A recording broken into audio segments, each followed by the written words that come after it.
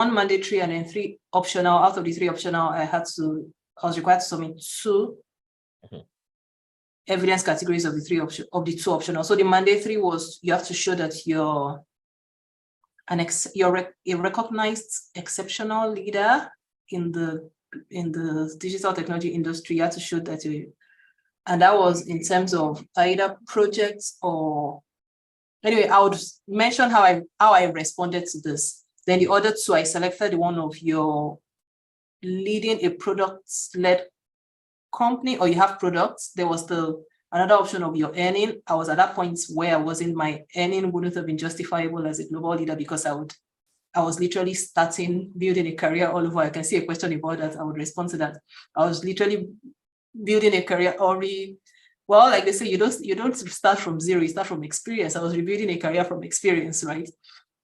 And so I selected the path of, well, the mandatory was mandatory, then I selected the path of impact products, like being able to build digital technology impact products, as well as then the third one was I selected impact outside of your work. That's leading impact outside of your work. Leading impact outside of your work was probably one of the easiest for me because I had volunteered a lot.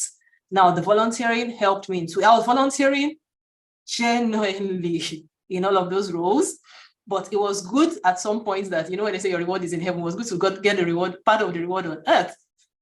At the point where I needed to put in an application for the UK Global Talent Visa, all of those things I had done came to bear. So that felt quite good. So I had volunteered a lot especially with the tech women.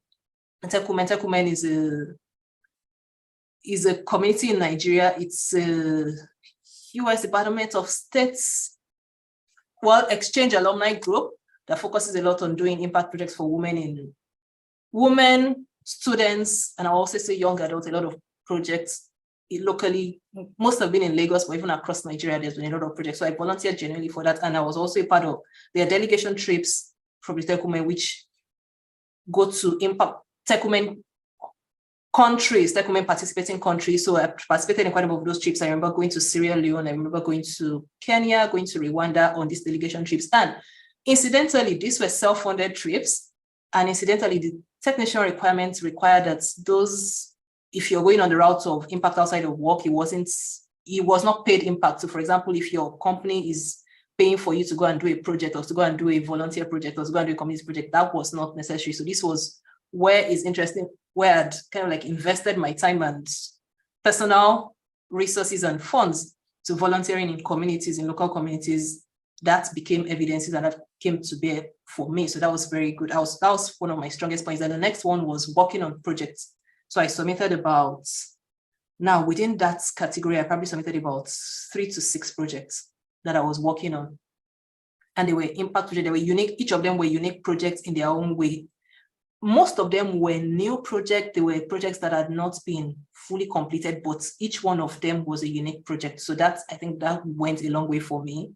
Then the other evidence, the mandatory evidence, what I did in that category, because I didn't want to leave any loophole, was I submitted evidences in all of the 3 categories within the mandatory. That way, without being sure about, because at the point of submission, I checked how the submission was listed. You had to say what evidences you were submitting for each category. So I thought in this instance of having to prove that I'm a global leader in digital technology, I'm going to check this box in every way. So I made sure I had particular products that were dedicated to that. I made sure I had volunteer activities that were dedicated to that. I made sure I had, what else? Like impact outside of work that was dedicated to the mandatory requirements. So this was me saying, it's like what they say, question one compulsory, question 2 and 3 optional. I made sure I had the compulsory, and I made sure I had a bit of both optionals within the compulsory. So that was my approach to the application and to the submission.